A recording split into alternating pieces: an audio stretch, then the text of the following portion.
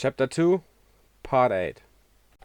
Hackers and codecrackers were a distinction without much of a difference, when you got down to it. Codecrackers are just hackers with fewer ethical hang-ups around breaking the law. Evil hackers, if you like.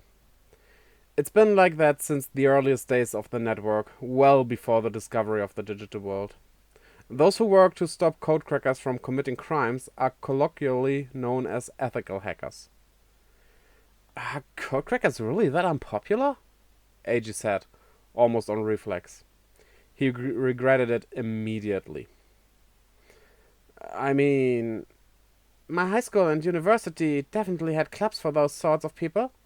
They tended to attract depressed kids or really dangerous types, with no one in between. I mean, they're basically a recruitment pipeline for the criminal underworld, right? Hudsone's younger colleague may as well have stabbed AG in the chest with a knife. Sure, but suppose a codecracker struck it rich? There was one pretty popular group on campus that attracted some girls. But it's not like there's any future in either way, she said, casually passing judgment on AG. She and Hatsune then excused themselves, not wanting to get in the way of AG and Leon's reunion. The hololized Digimon saw them off. Well, they seem nice, didn't they, Lugamon? Who impressed you more? It was Hatsune's younger colleague for me. My sweet summer child. I'd want Hatsune to have my back any day of the week. You think? Trust me, I'm speaking from experience. How are you two so good at just getting along with anybody? AG sighed despondently. Why were they even engaging in this kind of talk? Digimon didn't have biological sexes or genders, for the most part. What's got you down, AG? He probably just realized how unpopular codecrackers are, Pulsmon chimed in. There's no need to be so blunt about it, Pulsmon. Leon chided. It was too late, however. AG's heat had already been torn to shreds. Deep down, he knew that codecracking wasn't a glamorous job. That people had an overwhelmingly negative view of it. Leon looked at Lugamon and Pulsmon and let out a slight chuckle. We shouldn't be calling Digimon AI programs, he began. Huh? What are you talking about? AG said lazily. We should be calling them AI life forms. Just look at how our partner Digimon have formed a mutual trust with one another. That means Digimon can probably befriend one another. Leon replied, looking lovingly at the two Digimon before him. Befriend one another, huh? Do you think they can, AG? AG studied Leon's face. It wasn't the look of someone being wistful, or that of a college student discussing crushes or what have you. Was this the face of his alter ego, judgment? AG opted to answer from a codecracker's perspective. Until recently, I've always thought of them as tools. Ever since I became a codecracker. Naturally. That'd been your only interaction with the digital world, I imagine. Yeah, I can't deny that. But getting the Digimon Linker and meeting Lugamon has changed my perspective. And since you met Professor Ryusenji? Yeah, that's only changed it further. Mind linking with Lugamon and being able to talk to one another. Lugamon's got an entire history. All these Digimon have lives, you know? As does Pulsmon, just like you and me. Or anyone else. If Lugamon could build a relationship with others, and not just AG, well, there was all the more proof that they were life forms, not programs, each with their own personalities and quirks. So, what is Lugamon to you now? My partner. My pal.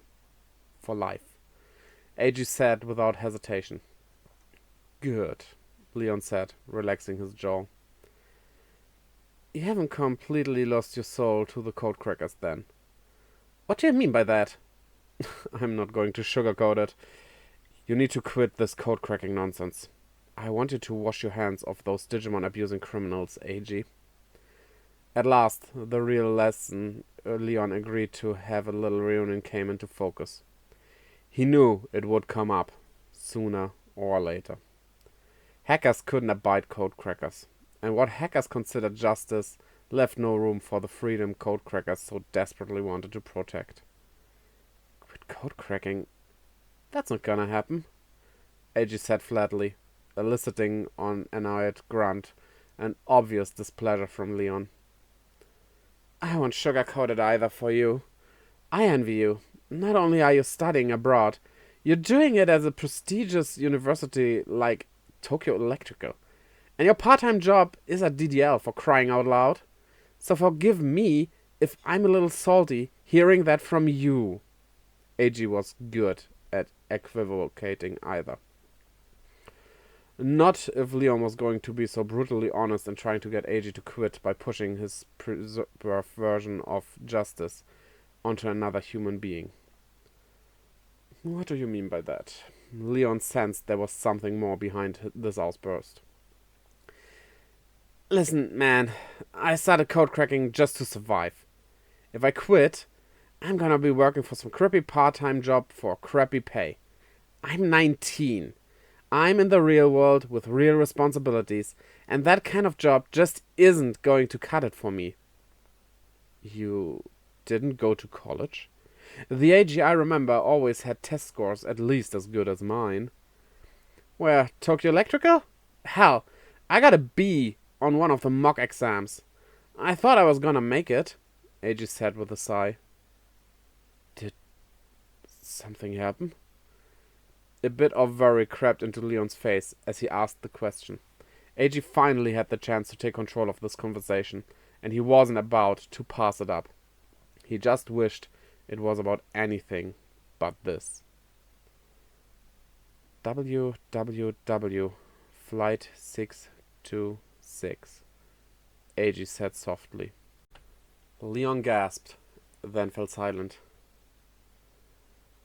So, you know the story.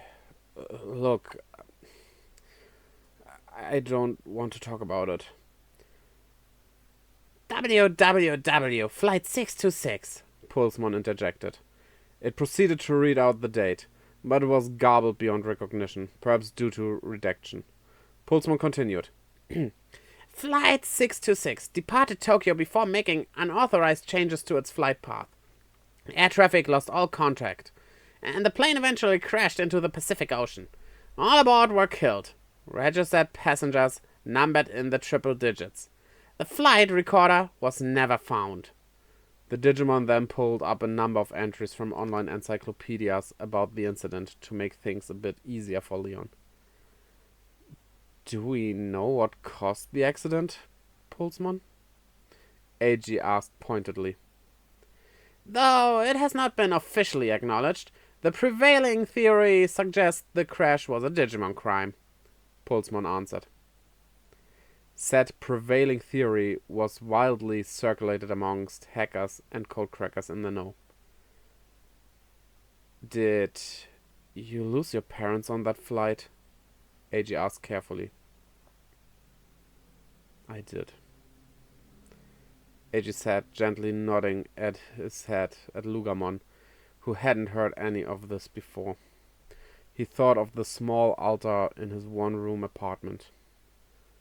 Leon looked a bit shaken now, ever since the mention of Flight 626.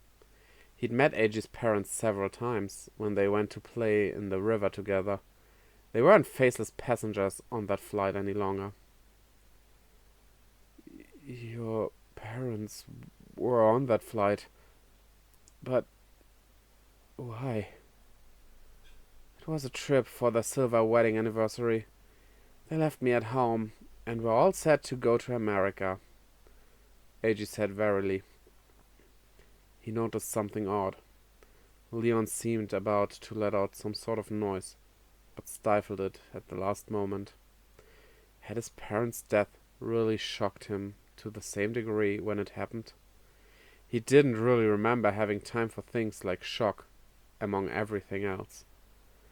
In fact, this was the first time he dug it out of the recess of his memory, let alone spoken to anyone about it.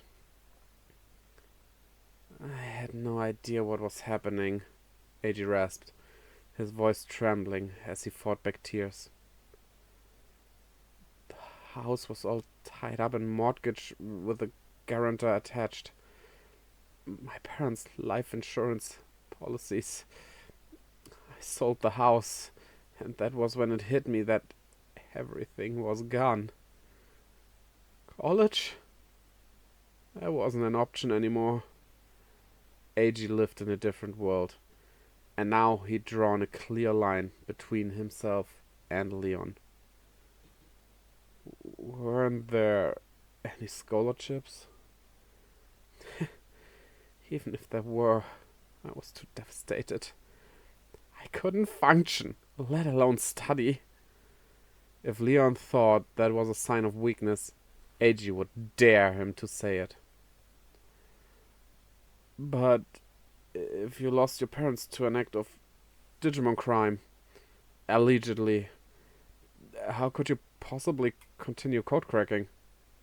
Leon was visibly shaken now, but his mind was still following a hacker's line of reasoning. What a ridiculous question. The Digimon aren't the criminals. The people that forced them to commit the crime are. Digimon are just tools to code crackers, and I don't use them to take human lives, Eiji said calmly. Leon sat in silence. I'm doing it to eke out a living. I'm not proud of it. I had no other choice. But Professor Ryusenji taking notice of my work has made me proud of it for the first time in ages. You've admired him and worked with him even longer than I have. You, of all people, should understand how incredible that feels. Professor Ryusenji expected great things of Eiji, which proved to him that this was the right, and perhaps only, path for him. What does the professor have you doing, Eiji? It's more than just raising Lugamon, isn't it? Eiji asked quietly. I'm not at liberty to say, Eiji replied. He had to keep it confidential. You're in the SOC, though, so I have my guesses. Look, Eiji, Stop right there, Eiji said, lifting the palm of his hand into the air in front of Leon's face. If we keep talking, I absolutely will tell you everything. Leon was still a dear friend to Eiji, for whom it felt like no time had passed since they were in school together. But no one can live in the past forever. It's time, Eiji, Lugomon said, its ears perking up. Oh yeah, I have to go. It's time for my appointment with Professor Ryusenji, Eiji said, standing up from the table. Professor Ryusenji? Yeah, codecracker stuff. Good luck with all the studying and whatever. I'll see you around, and hopefully we can skip the heavy, complicated stuff next time. Maybe over drinks once our birthdays roll around. Pulsmo made a see-you-later gesture at Lugamon and Eiji as they got up from their seats. Here, this is for you, Pulsmon said, and handed something to Lugamon. What is it? Lugamon asked, taking it anyway. It looked like a bundle of compressed files. It's a present.